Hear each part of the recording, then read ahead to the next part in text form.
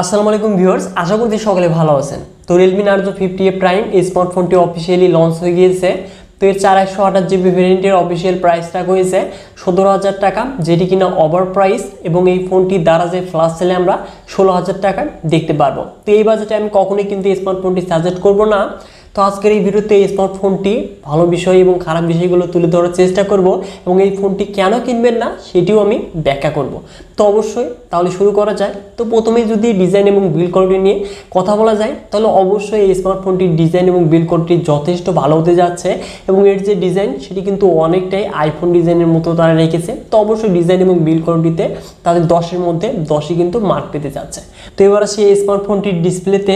তো এখানে আমরা 6.6 inches IPS LCD display panel দেখতে পারবো, যার রেজুলেশন ফুল HD+, সাথে থাকছে 600 নিটস ব্রেক ব্রাইটনেস। তো অবশ্যই এখানে ডিসপ্লে কোয়ালিটি কিন্তু যথেষ্ট ভালো হতে যাচ্ছে এই বাজেট অনুযায়ী, কিন্তু এখানে ওয়াটারড্রপ নচ এই বাজেটে কিন্তু মানানসই না। তো ওয়াটারড্রপ নচ বাদ দিলে মোটামুটি ডিসপ্লে কোয়ালিটি ভালোই বলা চলে। তো এবার যদি মুভ করা যায় এই স্মার্টফোনটির পারফরমেন্সে, তো অ্যান্ড্রয়েড ভার্সন 11-এর সাথে Realme UI Ardition দেখতে পারবো, যেটি কিনা Realme UI এর একটি লিমিটেড ভার্সন, এবং চিপসেট হিসেবে থাকছে Unisoc T612, GPU Mali-G 57। তো অবশ্যই এই চিপসেটটির যদি আমি গেমিং পারফরমেন্স নিয়ে কথা বলি, তো MediaTek Helio G70 যে গেমিং পারফরমেন্স, তো সেই পারফরমেন্সটা কিন্তু পেতে যাচ্ছে এই স্মার্টফোনটির থেকে, যা বর্তমান এই বাজেটে কিন্তু যে বাজেটে লঞ্চ করা হয়েছে, তো কখনোই এই ফোনটি কিন্তু পারফরমেন্সের সাথে যায় না। তো এর চাইতে আমরা কম দামে কিন্তু এই ফোনটির চাইতে ভালো পারফরমেন্স পেয়ে থাকি। তো উদাহরণস্বরূপ Infinix Hot 12, তো অবশ্যই এই ফোনটি কিন্তু অনেকটাই এগিয়ে থাকছে।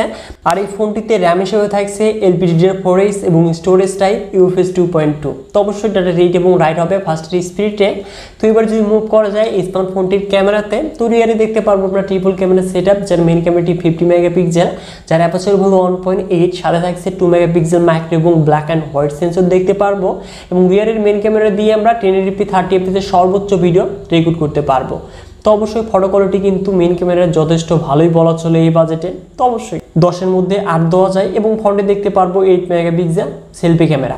তো এবার যদি মুভ করা যায় ফোনটির কমন ফিচার্সে, তো সকল কমন ফিচার্সই আমরা দেখতে পারবো, এবং এই ফোনটির সিকিউরিটি হিসেবে থাকছে সাইড মাউন্টেড ফিঙ্গারপ্রিন্ট স্ক্যানার, যেটি কিনা যথেষ্টই ফাস্টার স্পিডে লক এবং আনলক হতে যাচ্ছে। সাথে থাকছে 5000 mAh ব্যাটারি, যেটি কিনা 8 to 9 ফাস্ট চার্জিং সাপোর্টেড। কিন্তু বক্সে দেখতে পারবো না কোনো চার্জিং অ্যাডাপ্টার। তো অবশ্যই চার্জিং অ্যাডাপ্টার যদি আমরা এক্সট্রা করে কিনতে যাই, তো 500-600 টাকার মতো লাগবে। এক্ষেত্রে স্মার্টফোনের প্রাইসটা কিন্তু অনেকটাই বেশি হয়ে যায়।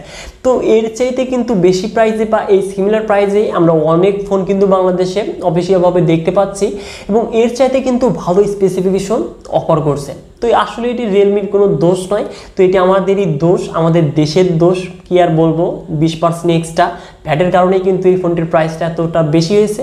তো এই ফোনটি যখন ফার্স্টে 20 তারিখে লঞ্চের কথা ছিল, তখন কিন্তু 15,000 টাকার আশেপাশে লঞ্চ হয়ে যেত। যাই হোক, এটা আমাদেরই ব্যর্থতা। তো এবার কথা হচ্ছে এই বাজেটে স্মার্টফোনটি কেন কিনবেন না। তো দেখেন, একে তো চার্জিং অ্যাডাপ্টার নেই, এবং এই ফোনটিতে যে আহামরি গেমিং পারফরমেন্স তা কিন্তু নেই। তো এই ফোনটির যে হাই কোয়ালিটির যে সকল কিছু তা কিন্তু নয়, একদম আমরা অ্যাভারেজ বলতে পারি। শুধুমাত্র ক্যামেরা এবং ডিজাইন যদি আপনার ভালো লেগে থাকে, তাহলে অবশ্যই এই ফোনটিকে দেখতে পারেন। তো এই স্মার্টফোনটির ফুল রিভিউ কিন্তু আমাদের চ্যানেলে অলরেডি পাবলিশ করাই রয়েছে। তো আনবক্সিং সহ রিভিউ দেখতে চাইলে আই বাটনে ক্লিক করতে পারেন, বা ভিডিওর স্ক্রিন থেকে দেখে নিতে পারবেন। এবং এই স্মার্টফোনটি এবং Infinix Hot 12 এটি নিয়ে কিন্তু কম্পারিজন করা রয়েছে, এবং এই ফোনটির সাথেই কিন্তু আমরা Realme C35-এরও কিন্তু কম্পারিজন ভিডিও আপলোড করেছি। তো অবশ্যই এই ভিডিওগুলো দেখলেই কিন্তু আপনি বুঝতে পারবেন এই ফোনটি সম্পর্কে।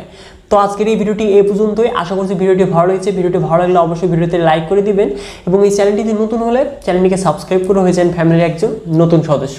সো ভিউয়ার্স, দেখা হচ্ছে পরবর্তী নতুন কোনো ভিডিও নিয়ে।